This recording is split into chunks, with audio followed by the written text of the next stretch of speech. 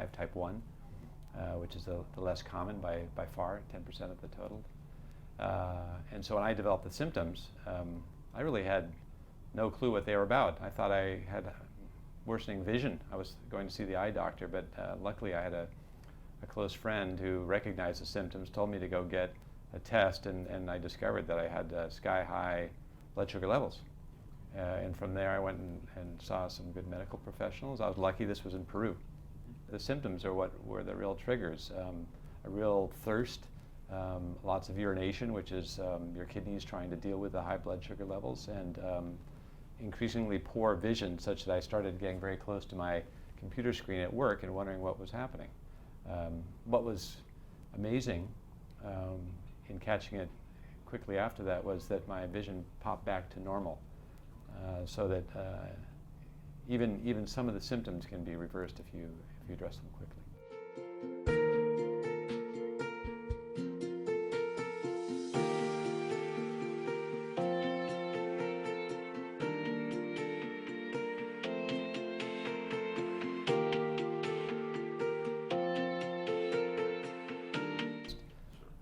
But I can tell you that what's been interesting is that everywhere I go, living overseas in the US, there's still a very poor understanding of treatment, of cause, of symptoms of both type 1 and type 2, and that's a problem, particularly for type 2, which is preventable, unlike type 1.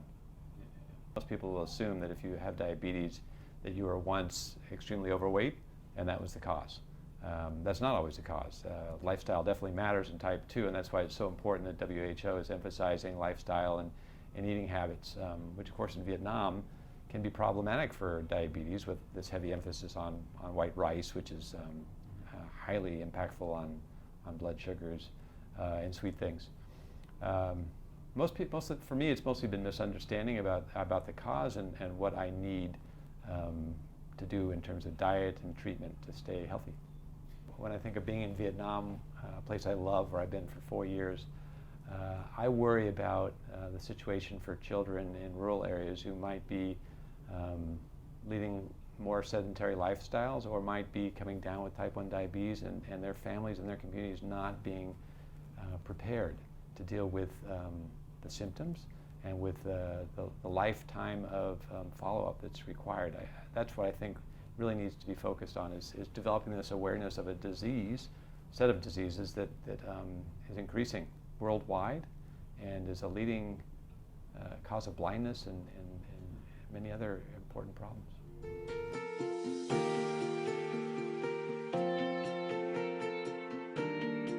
This is a glucose tester that I use to prick my finger, develop some blood, and put on a strip, and it tells me my score. It's really important to do this, both for type 1 and type 2, because it's hard to tell what your situation is unless you're extremely low, hypoglycemic.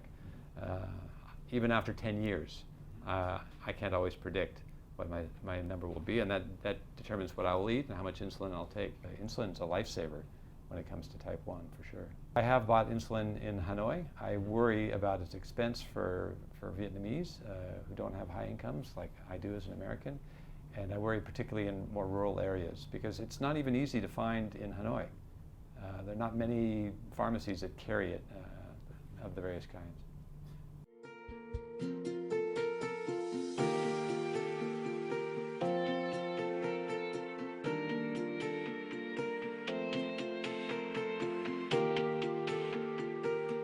What was helpful to me was someone knowing what the symptoms were, because no one else had caught on.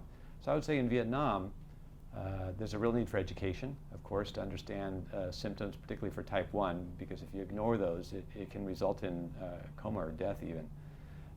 So education for the public, both on type 1 and type 2, understanding lifestyle and diet issues that can drive type 2.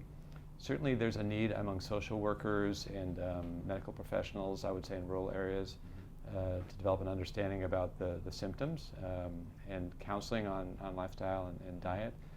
There's a need for the social insurance schemes to include full coverage for both the insulin products and for the pills that help type 1 diabetics better manage insulin resistance. It's a lot of work. The great news is the Vietnamese healthcare system with partners like WHO and USAID and others, has invested a lot in capacity and has a good foundation. It's just a question of focus given so many priorities.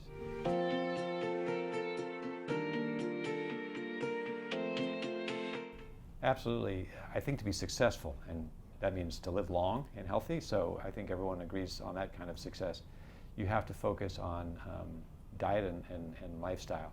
That means exercise, both for type 1 and type 2, the right kind of exercise for the person you are. It means focus on diet, and I've been extremely attentive to that. I mean, I have 2 young children.